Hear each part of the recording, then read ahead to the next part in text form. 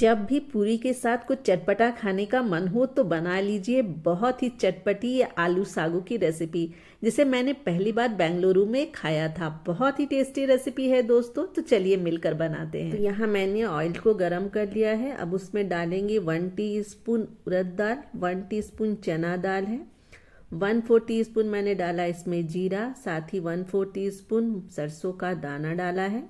1 teaspoon अदरक को great करके डाल दें और साथ ही करी पत्ता और हरी मिर्च को मैंने स्लिट करके डाला है। इसे 30 सेकेंड तक हम भून लेंगे। यहाँ मैंने फ्लेम को लो ही रखा है। अब इसमें डाल देंगे एक मीडियम साइज़ का प्याज।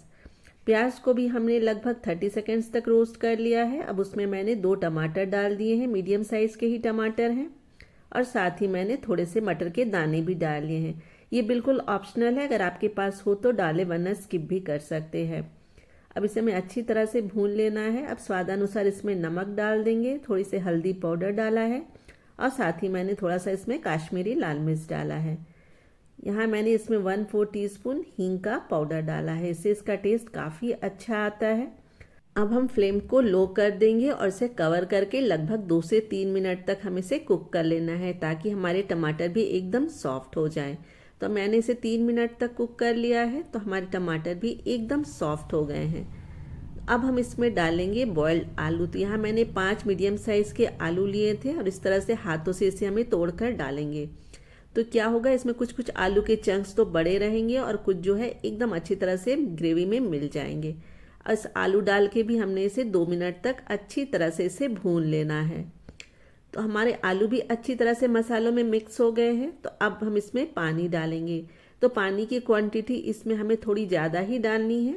तो हमने यहाँ इसमें 2 ग्लास पानी डाला है। पानी डालकर इसे हमें एक बॉयल आने देना है। तो चलिए इसे हम कवर कर देते हैं।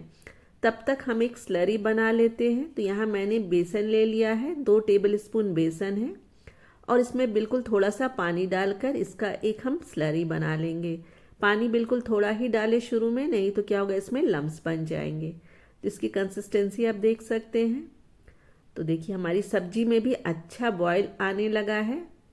तो अब हम बेसन की स्लरी को इसमें ऐड कर देंगे और इसे अच्छी तरह से चलाते हुए हमें कुक करना है, जब तक कि हमारी सब्जी जो है एकदम गाढ़ी ना हो जाए।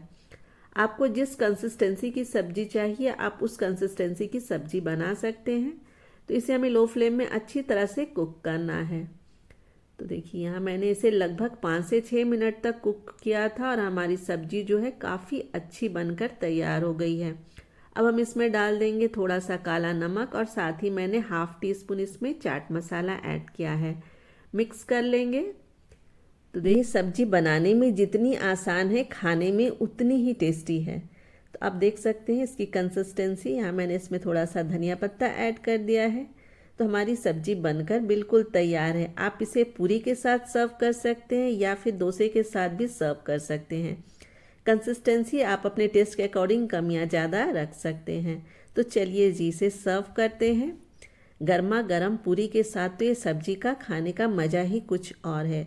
अगर आपने ये सब्जी एक बार बना ली तो बार बार ये सब्जी आप ज़रूर बनाएंगे। तो दोस्तों आपको ये रेसिपी कैसी लगी कमेंट करके मुझे ज़रूर बताएं। अगर अच्छी लगी हो तो प्लीज़ इसे लाइक दें, और रासा किचन पर आप नए हो तो रासा किचन को सब्सक्राइब जरूर कर लें। जल्द ही मिलूंगी एक नई रेसिपी के साथ। Till then good bye.